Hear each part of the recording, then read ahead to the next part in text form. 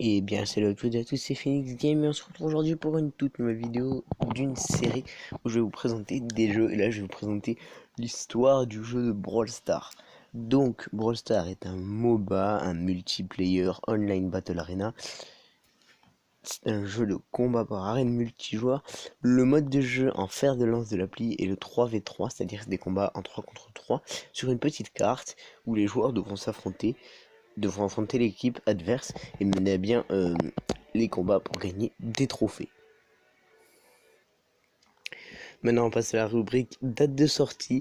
Alors Brawl Stars est sorti sur iOS officiellement le 15 juin 2017 et la sortie sur Android a pris du temps puisque c'est plus d'un an qui s'est écoulé avant la sortie du jeu sur Android. En 2018 et plus précisément le 12 décembre 2018, c'est officiel, le jeu sort sur Android.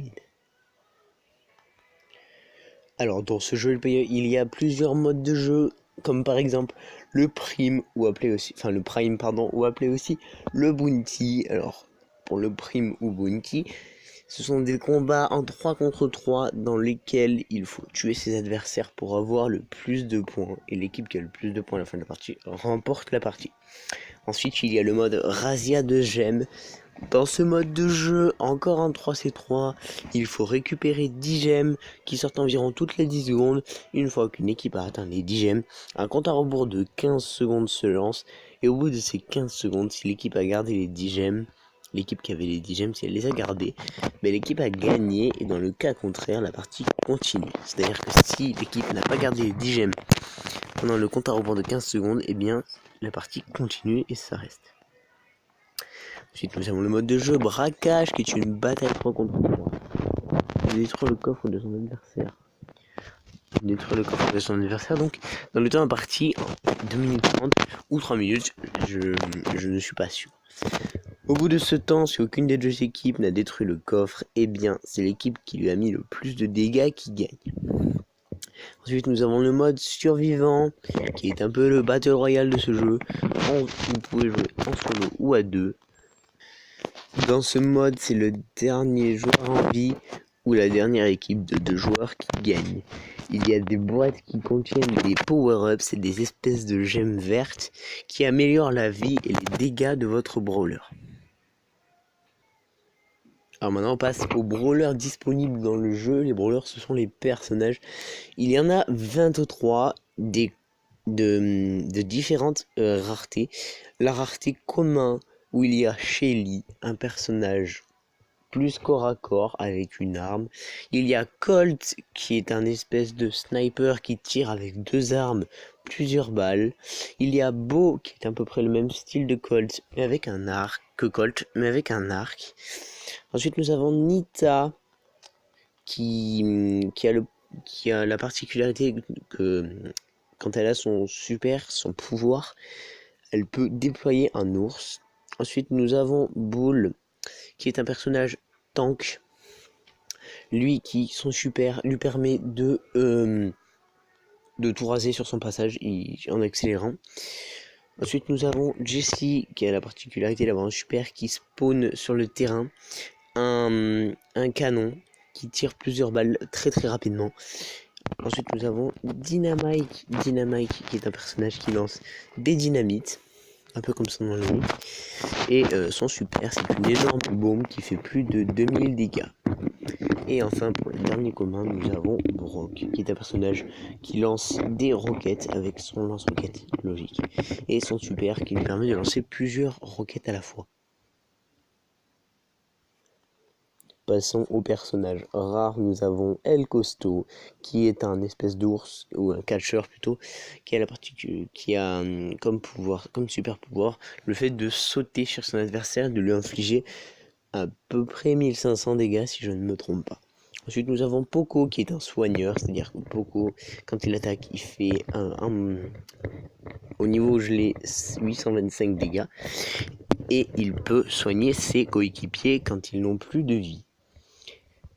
Et le dernier rare c'est Bartaba qui est un lanceur. Lui il lance des espèces de potions qui appliquent des dégâts tant que l'adversaire est dans le cercle de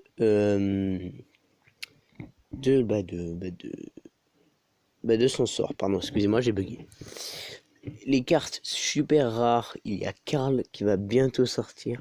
Ensuite nous avons Penny qui elle, un peu comme Jessie, mais pas pareil, elle spawn un canon, enfin un mortier si vous préférez, sur la map qui va afficher des dégâts, sauf que ce mortier tire beaucoup plus lentement que le canon de Jessie.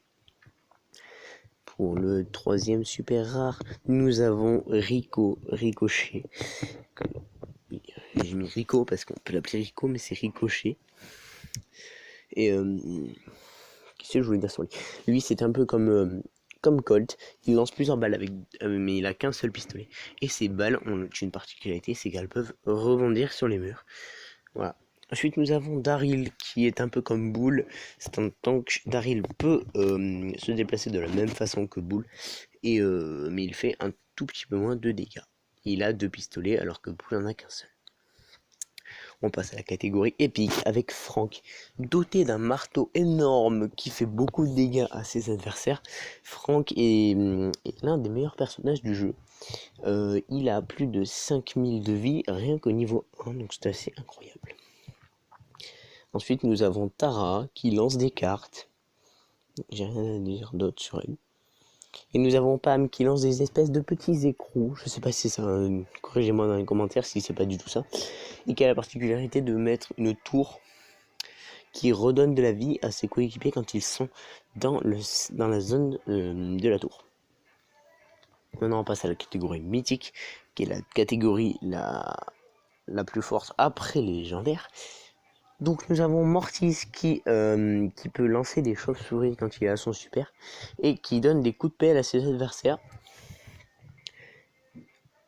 Alors là j'ai fait une grosse erreur, j'ai mis 2 fois Tara, excusez-moi, parce que je suis en train de lire mes notes en même temps que vous voyez les images. Alors excusez-moi, c'est une énorme erreur de ma part. En épique, ce n'est pas Tara, mais bel et bien Polly qui est un sniper. Elle lance des balles qui font de plus en plus de dégâts suivant sa distance. Plus elle est loin, plus elle fait de dégâts, plus elle est près, moins elle fait de dégâts. Et sa particularité, c'est que son super lui permet de s'envoler et de déposer des bombes sur le sol. Voilà, excusez-moi pour cette erreur. Et donc, Tara est une mythique, mais je vous ai déjà expliqué comment elle fonctionne. Donc comme mythique, nous avons Morty, je l'ai déjà dit. Et la dernière mythique, c'est Jean, c'est la nouvelle carte qui vient de sortir il y a quelques jours. Jean qui a la particularité de tirer, et quand son tir est arrivé au bout, c'est-à-dire à la distance, et bien des petites, je sais pas exactement ce que c'est, mais des petites boules, on va dire que c'est ça, des petites boules se propagent un peu partout et touchent l'adversaire. Ou pas, s'il n'y en a pas, forcément il va pas toucher personne. Maintenant on passe à la catégorie la plus rare, les légendaires. Donc on a Kor'bak, appelé aussi Crow. Et Kor'bak, qu'est-ce qu'il fait? Eh bien il lance des petites piques empoisonnées aux adversaires, qui met pas beaucoup de dégâts, mais qui empoisonnent les adversaires allant de 70 à plus de 90 dégâts, il me semble, d'empoisonnement.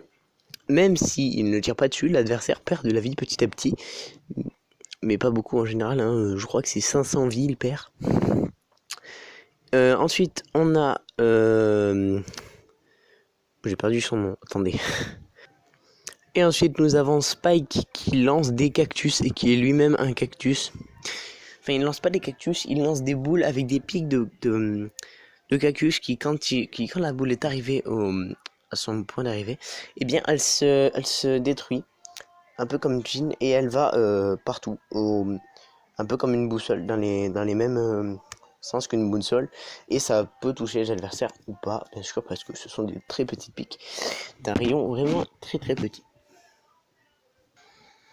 Et bien voilà, c'est la fin de cette vidéo, j'espère qu'elle vous aura plu. Si c'est le cas, n'hésitez pas à mettre un petit pouce bleu et à vous abonner à la chaîne, ça ferait extrêmement plaisir. Je tiens à vous remercier pour les 15 abonnés, c'est énorme parce que je m'attendais même pas à en avoir 10.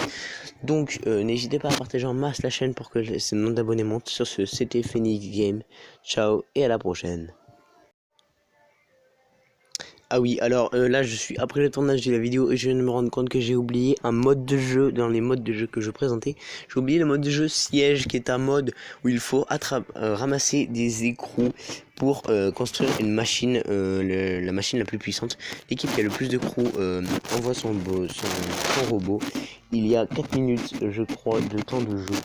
Excusez-moi pour cet oubli.